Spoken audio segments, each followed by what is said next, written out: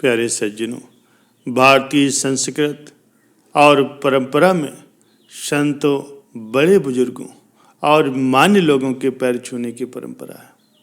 परंतु क्या आप जानते हैं कि कुछ लोगों के पैर छूना वर्जित है, उनसे पैर छुआना भी वर्जित है, या ये कहें कि कुछ लोगों के पैर छूना ही नहीं चाहिए।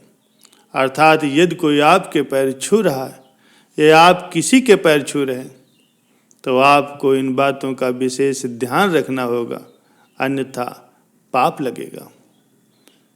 सबसे पहले नंबर पे आती हैं कुंवारी कन्या। कुंवारी कन्याओं को किसी के भी पैर छूना नहीं चाहिए।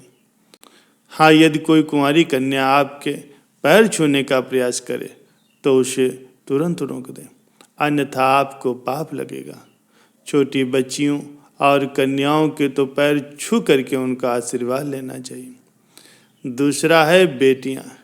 किसी भी पिता को अपनी बेटियों से पैर नहीं छुआना चाहिए, और बेटियों को भी चाहिए कि वो अपने पिता के पैर न छुएं, अन्यथा पिता को पाप लग सकता है। बेटियां तो देवी का रूप मानी जाती हैं, इसलिए उनसे कभी भी पैर नहीं छुआना चाहिए। अगला है बहुएं। कुछ समाज में बहुएं अपनी सास के पैर छूती हैं, लेकिन ससुर के नहीं, क्योंकि बहुएं घर की लक्ष्मी होती हैं। अगला है मंदिर में।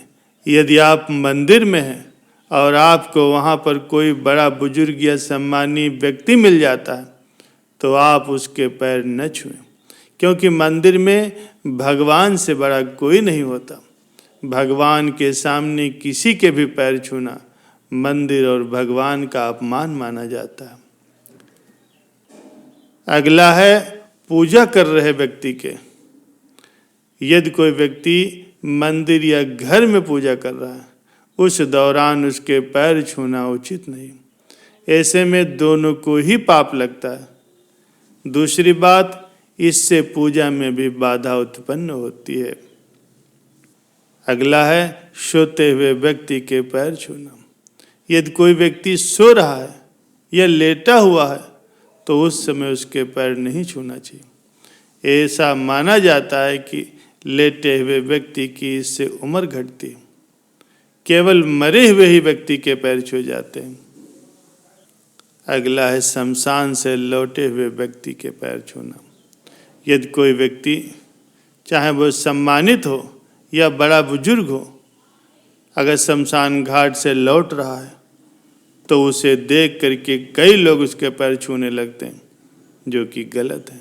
अंतिम संस्कार से लौटने पर व्यक्ति अशुद्ध हो जाता है। ऐसे में उसके पैर छूना वर्जित है। स्नान करने के बाद ही आप उसके पैर छू सकते हो।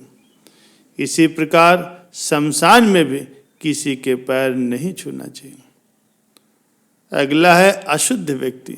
यदि आप किसी कारण से अशुद्ध हो गए हैं या जिसके आप पैर छूना चाहते हैं वो व्यक्ति अशुद्ध है, तो दोनों ही स्थितियों में पैर नहीं छूना चाहिए। इससे दोनों को ही नुकसान उठाना पड़ सकता है। अगला है भांजा या भांजी के। यदि आप किसी के भांजे हैं तो आपको मामा या मामी के पैर नहीं छूना चाहिए, क्योंकि मामा या भांजा पूजनीय होते हैं। मामा मामी को इससे पाप लग सकता है। अगला है पत्नी। पति पत्नी का रिश्ता बहुत ही पवित्र रिश्ता होता है और ये समझदारी का भी रिश्ता होता है, लेकिन पति को कभी भी अपनी पत्नी के पैर नहीं छूना चाहिए, क्योंकि इससे पत्नी को पाप लगता है।